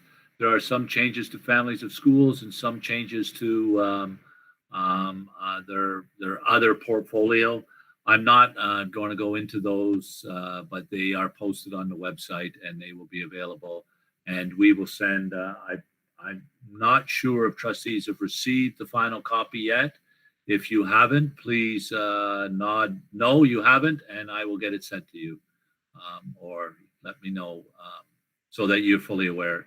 And if there any of the public listening and you feel you need to contact your superintendent for your child's school, look on the website to see, because some of those have changed. Not all of them, but some of them have changed. And with that, I am done, Chair Gerbens.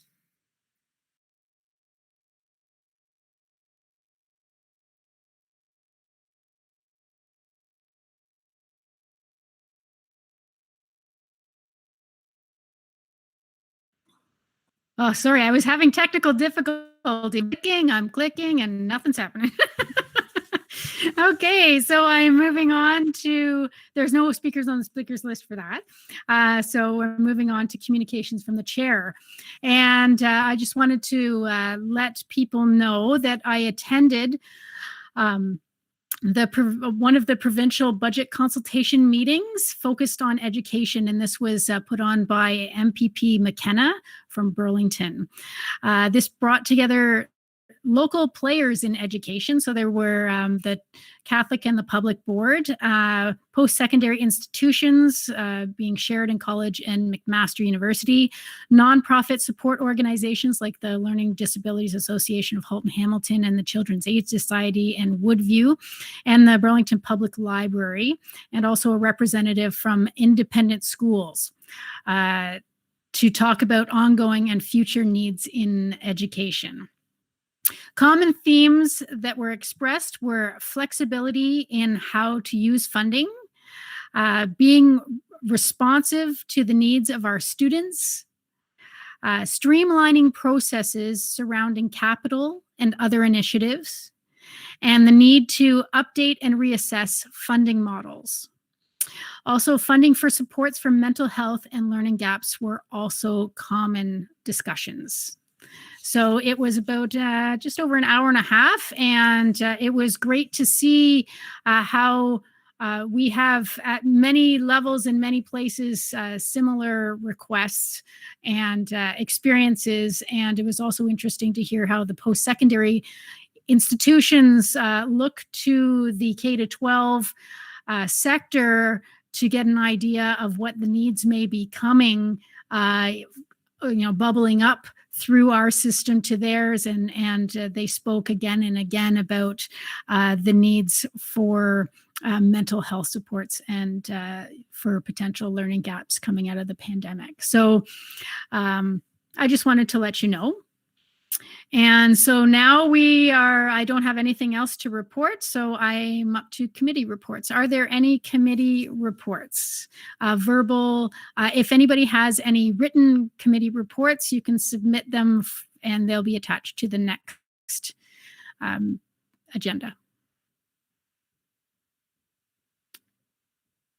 Okay. I know that SEAC met last night. And I'm assuming that we'll be getting a written report from them next time round. Okay. Oh, Vice Chair Harrison, you've popped on the list there. I probably stole your thunder, didn't I? I'm sorry. No worries.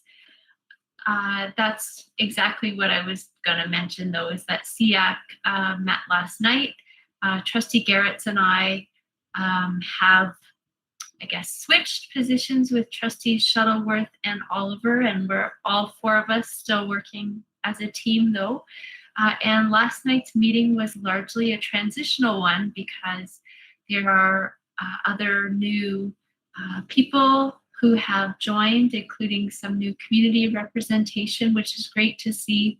And as well, the group welcomed Superintendent Ruddock and gave some big thanks to Superintendent Zonneveld for all of his work and collaboration with the group. The one thing that came forward was the special education plan for the next year, and that's something that the group, SEAC and trustees, will be reviewing over the coming months. So therein, I think, lies our report, unless I have missed things. But hopefully maybe that saves us from writing something down for next time, question mark. That would be up to you. Okay. Seeing no other committee reports, we'll go to trustee questions and comments. And I'm looking to the speakers list. I'll give it I seem to be jumping the gun. As I mentioned, the internet seems a bit slow this evening, so I'm chatting now to just give it a little bit. Oh, there we go. Trustee Gray, go right ahead. Thank you very much, Chair Gerbents, through the chair to everyone. I just wanted to report or make a comment on an event that took place last week in Halton Hills. It was the meeting of the Halton Hills School Community Council. And at that meeting, we had all 15 schools represented with principals and instructional program leads. And we, in fact, we had the 16th school join us as well, the Virtual Elementary School of the North. And through the evening, we had very informative presentations from each of those individuals representing all of the schools in Halton Hills on the topic of equity, inclusion, and anti-racism. And I wanted to just pass along a special thanks to all of the principals in Halton Hills that were part of that presentation. What came out of it for our public that was in attendance was just the wonderful work that is currently underway. The fact that all of our schools are on a continuum of their learning, and that some schools are out faster than others, but that everyone is working extremely hard on this portfolio. And so many thanks go to all of those folks for that presentation. And thanks to those trustees that came along and were able to be a part of that evening. Thank you very much.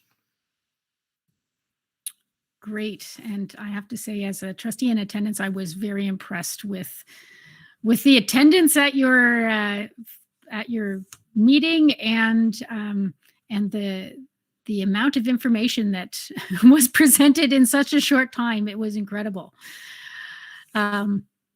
Okay, there are no other speakers on the speakers list for that. So now we are up to 5.9, which is a new section of our meeting, and that is the public questions time. So to ask a question, if you haven't done so, please use the button on the live stream page on the hdsb.ca website, or use the link at the bottom of tonight's agenda. So questions posed during our meetings, our live stream meetings of the Board of Trustees or committee, may be answered during tonight's meeting or particularly those related to agenda items or at the following meeting at the discretion of the chair or vice chair. For efficiency, multiple questions received that are similar in nature may be grouped together at the discretion of the chair and or vice chair. Questions will not be attributed, and when necessary, a notation will be made that multiple people ask the same question. Any questions that contain language that is hateful or discriminatory will not be considered. So Vice Chair Harrison, I know you're at the helm of taking these questions. Have we had any questions submitted this evening? And if so, could you please bring them forth? Sure, absolutely. Yes, and through you, Madam Chair, we have had a number of questions. So maybe I will ask them one at a time. I'll try to group them by topic. And then maybe Director Miller wants to direct which staff will respond, or the first set is related to health measures and COVID-19 and reopening. There are a couple of them that I believe Superintendent Ruddock answered in her session or in her section just a short while ago, but nevertheless, maybe for the future, I won't ask those ones again if they've been answered during the course of the meeting, but for tonight, maybe Superintendent Ruddock can just give sort of a short synopsis of some of those responses. So here we go. The first one is, and again, this group is related to reopening on February 8th. What are the plans in place for asymptomatic testing and surveillance of staff and students? Through the chair to Trustee Harrison. At this point in time, the plan for asymptomatic testing is unclear. Our local public health unit has not received any specific details from the Ministry of Education or from the Ministry of Health around what that program would look like. We do have a very robust access to testing at our 4 testing sites that are located in hospitals. And as I mentioned, the turnaround time for testing at those sites is very quick. It's 24 to 48 hours that an individual gets their results. Those testing sites will test both symptomatic and asymptomatic individuals. We do know, however, that when a plan or if a plan is rolled out in the Halton region around asymptomatic testing, it will not be testing students or staff as they arrive to school, which I think maybe the perception is that that will occur as people enter schools. That's not the case. Asymptomatic testing in other jurisdictions has been located in a school, but after school hours. It is a voluntary program, and it's done with the consent of parents. So again, we don't have all of the information at this point, but we do have access to testing in Halton. Okay, are there changes to the student screening form? We are expecting changes to the student screening form. Those haven't been updated yet by the ministry, but we are aware that changes are coming, and we don't know what those changes will be. We know that some jurisdictions like Toronto and Peel have a stricter interpretation of the screening requirements in schools. And so we anticipate that it may align with the screening practices in those regions. We are implementing an active screening process for all staff, all visitors to schools, and all secondary school students. And this means that those individuals must show their results of having passed the provincial school screening tool in order to be on site. Okay, next I'm going to group a couple of questions. They're related to the breaks and what can be done to make student nutrition breaks safer. There's a suggestion here, or a question, whether the board will use some of the funding announced to purchase and install partitions between and around student desks, at least during lunchtime. And the questioner cites a number of other jurisdictions that have done this to add another layer of protection from transmission, both schools and businesses. So firstly, what can be done to make the nutrition breaks safer, or what is being done? And then secondly, a specific suggestion. So with regards to what's being done to make it safer for students, it's re-emphasizing all of the measures that were really promoted and implemented when students returned to school in September. So that's the frequent hand washing, maintaining physical distancing, wearing a mask as much as possible. And while at lunchtime, students are to remain seated and only remove their mask when they're eating or drinking. With regards to Plexi, the challenge is on a few fronts. One is access to Plexi, as we all know, like PPE. It is difficult to get that purchased and delivered in a timely way. And then also it's an additional surface that requires disinfection. And so when we look at adding that amount of Plexi or that amount of surfaces into a school and the cleaning requirements that it would entail in order for it to be used safely would really be quite prohibitive. So it's not a recommended practice in all of our schools. We do have a plexiglass available in classrooms where students are certainly more complex, perhaps more immunocompromised, such as in our life skills classes or CPP programs. And so those students are often not masked and our staff are not able to maintain physical distancing. And so we have deployed a great amount of Plexi to those environments, but not to the regular classroom where students can distance, they can wear masks, and they can remove those masks to eat safely. Thank you. And I'm going to ask one more of you, and then I believe the one after that will be for Executive Officer Godet. So what is the process or the protocol if a case of a variant is found in a school?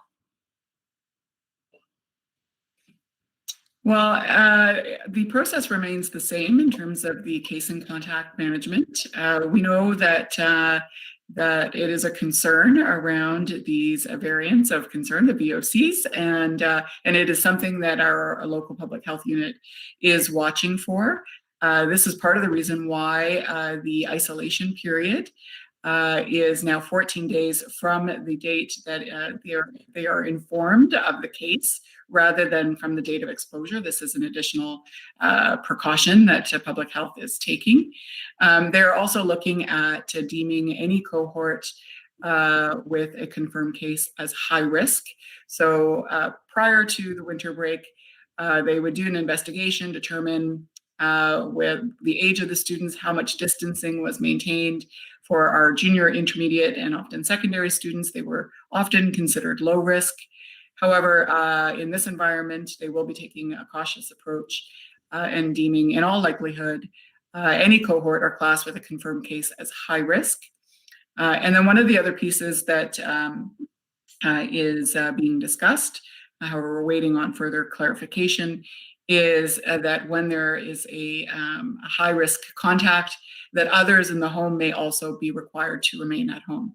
But much like when we open schools, and if a student with a high-risk contact, the siblings also had to stay home, or if the student had symptoms, the others in the household had to stay home. I think we can anticipate to see some of these stricter measures back in place.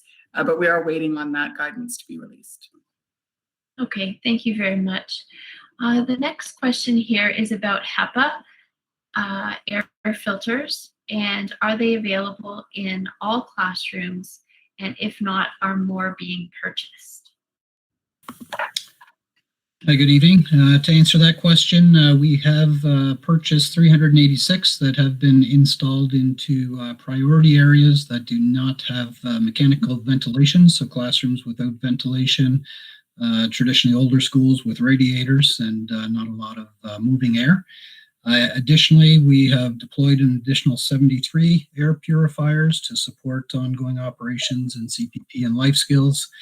Regionally, we've installed MERV 13 filters in all of our mechanical HVAC systems across the region. And yes, we are looking at the additional funding announcements and how we can leverage that to continue to support additional classrooms within our system. Thank you. Now, the next group of questions is with respect to teaching and learning in the classrooms. So question 1, will virtual teachers be teaching from home to limit the number of unnecessary people in the school buildings? And there's a comment, most boards are already doing this. Through you, Vice Chair Al Harrison, we're going to take that question offline. I don't think that's, we talk with our unions regularly, and I'm not sure where that question comes, and they know the answer to that question. So I'm a little,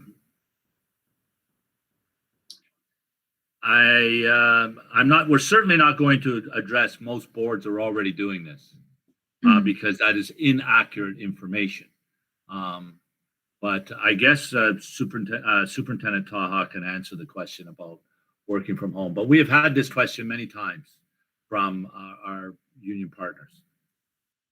Thank you, Director Miller. Through you, Vice Chair Al Harrison, to the rest of trustees. We have been granting the option of our teachers since early November, mid-November, where possible, to work from home.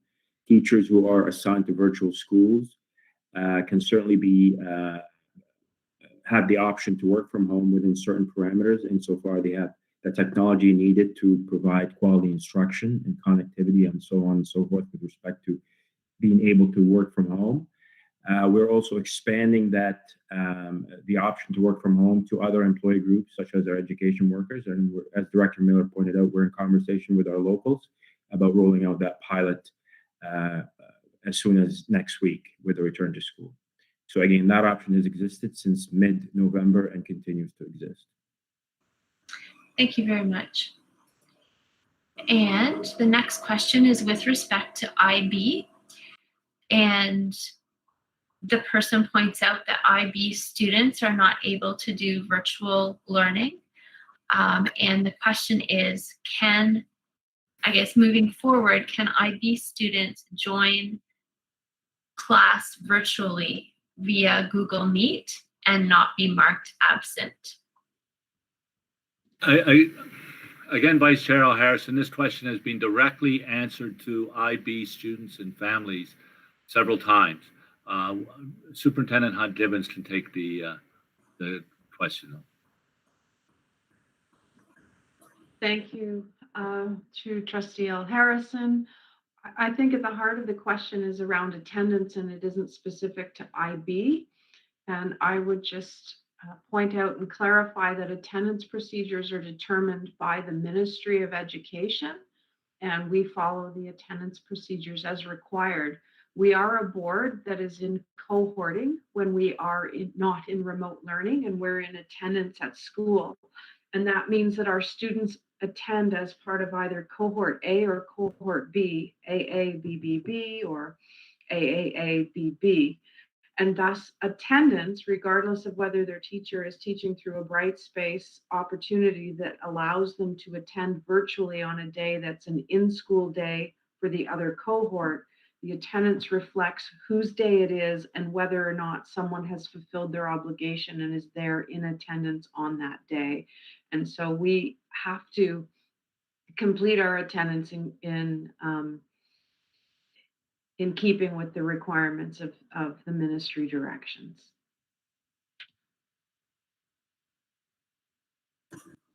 Okay, and lastly, how would schools determine graduation awards for students in virtual schools, would they be considered for awards in their home schools?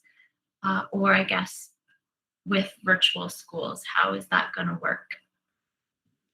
So we are in the process of talking about end of year procedures, but students need to be reassured that the virtual school is an extension of their home school, and that graduating students are still eligible for awards, and that all students can make honor roll, and that isn't specific to a bricks and mortar school in any way. So their achievement counts wherever they happen to be learning, and that more information will go out to students about the end of the year processes and procedures as known, but rest assured that they are eligible for awards and scholarships, as are any students in our schools.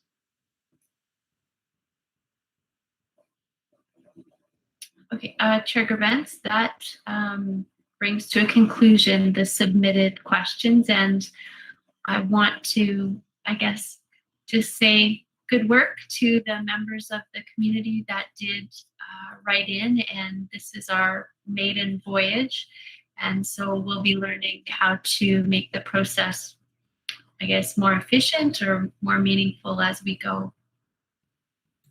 And thank you very much for working through that. I was watching the sort of the questions on the other side and how you group them and everything.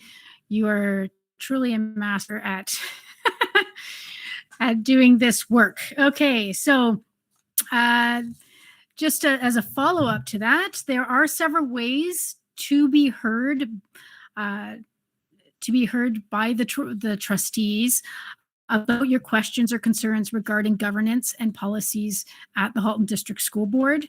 There is this question and answer portion of meetings. You can delegate the board, and you can also reach out directly to your local trustee. We want to emphasize that is still available, and our contact details are available on the HDSB website. So please don't hold your questions until the meeting. Reach out beforehand, and we may be able to answer you or find an answer for you earlier. Okay, so otherwise, we have reached the end of our agenda for this evening. So we've exhausted it, and I declare this meeting adjourned.